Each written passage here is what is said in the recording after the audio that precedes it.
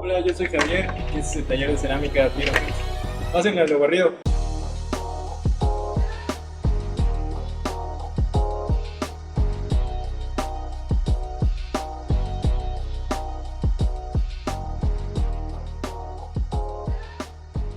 Hola, soy Javier Espinosa Momox y estudio la maestría en producción artística en la Universidad Autónoma de Chihuahua.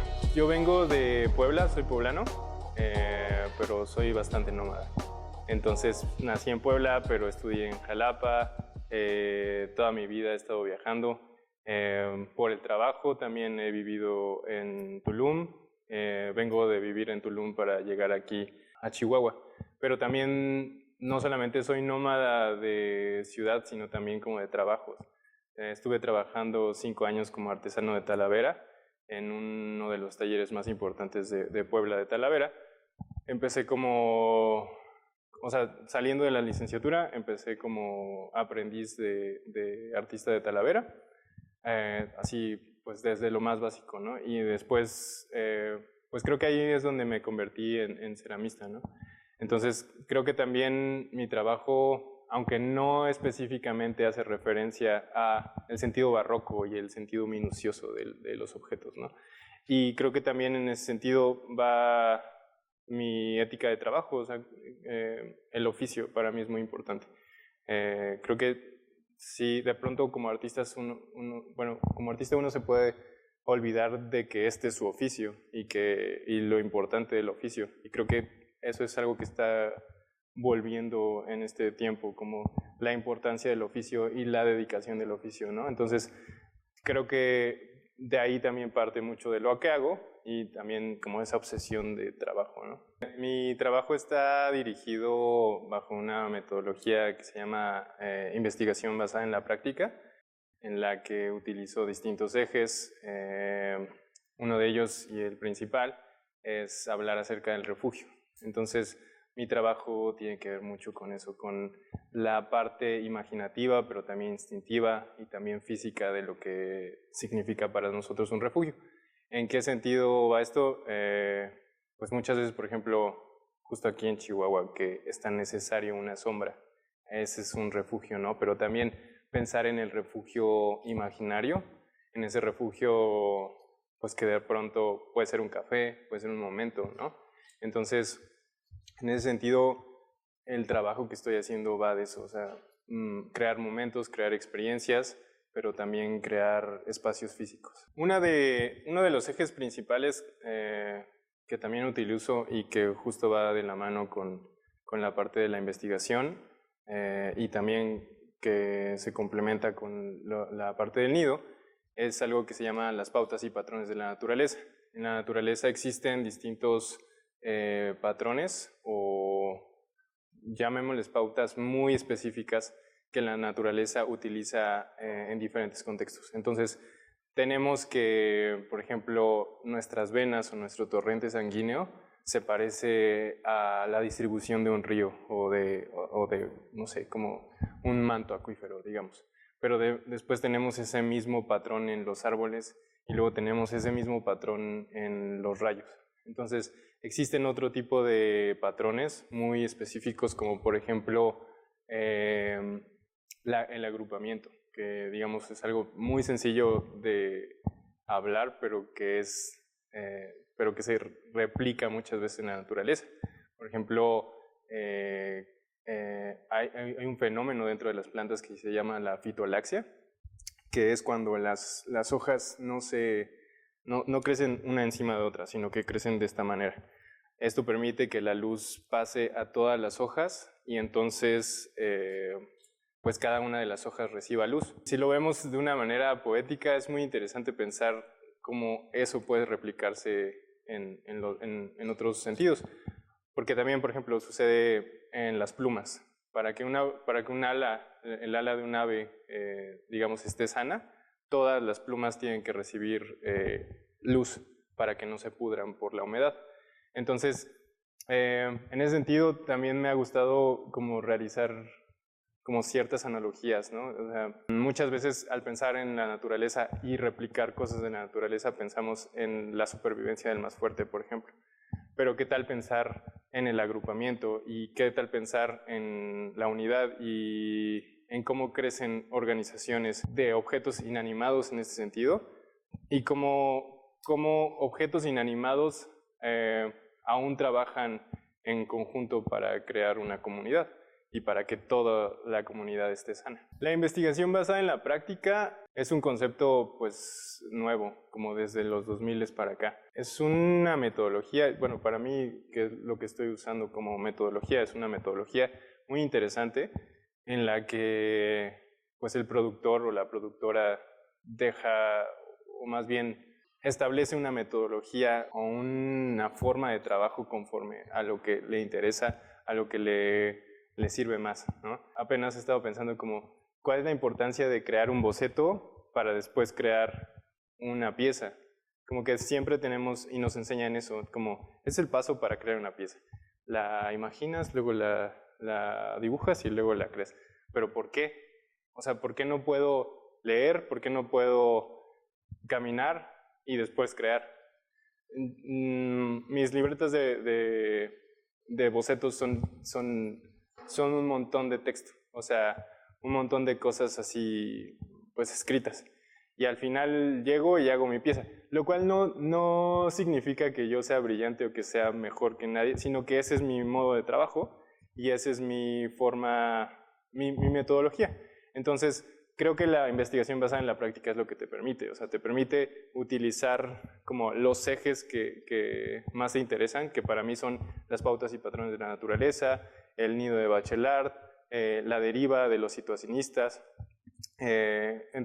bueno, el oficio cerámico, ¿no? Entonces, todos esos ejes se involucran o digamos que se entretejen dentro de esto que se llama la investigación basada en la práctica.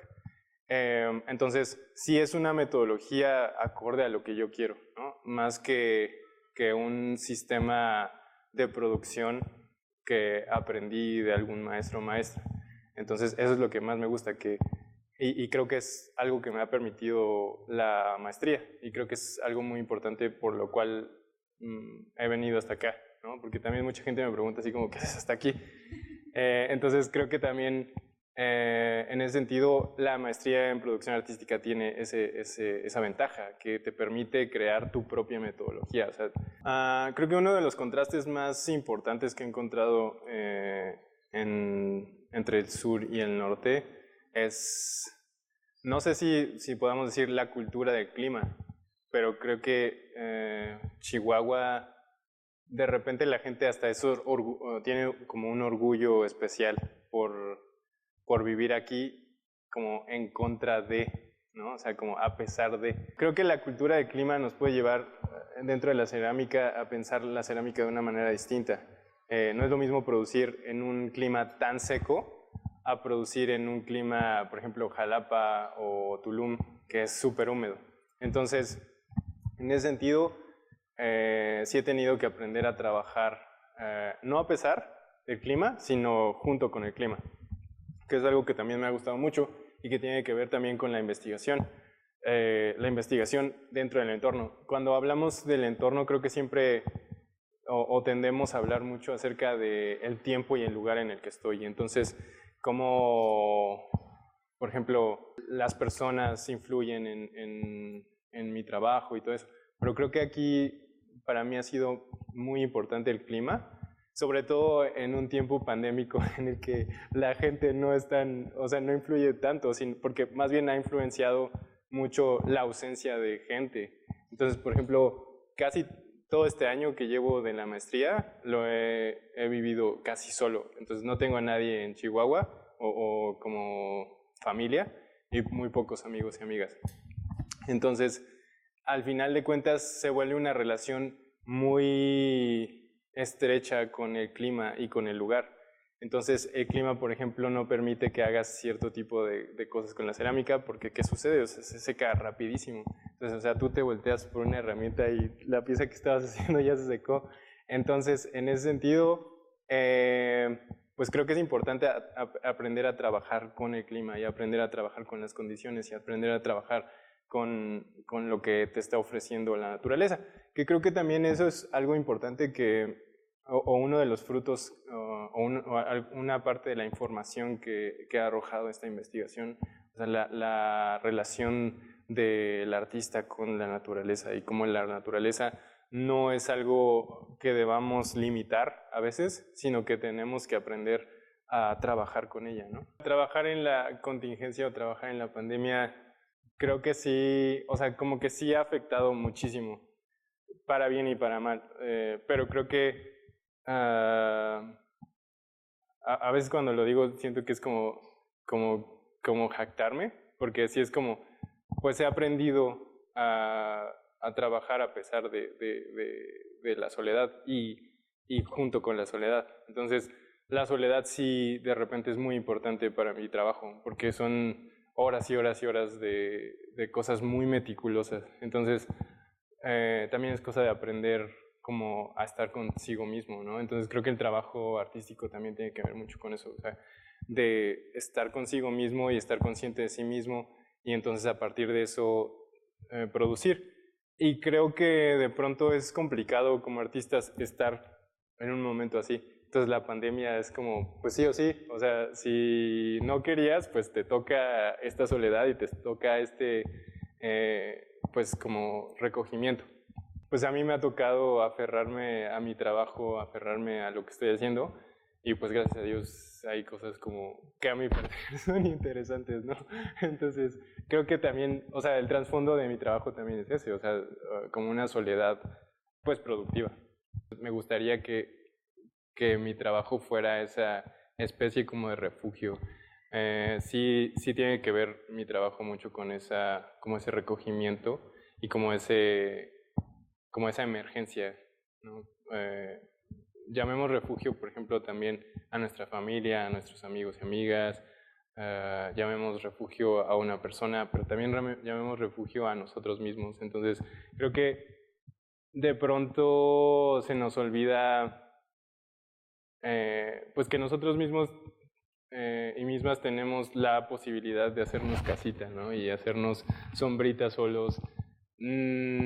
O sea, que lo mismo que se puede hacer, que haces cuando hay mucho sol y haces así, lo mismo es cuando hay como una cuestión emotiva tan fuerte y que hay tanta tristeza. Pues también hay forma de hacerse así y creo que también hay forma de llamar a otras personas para que te hagan casita.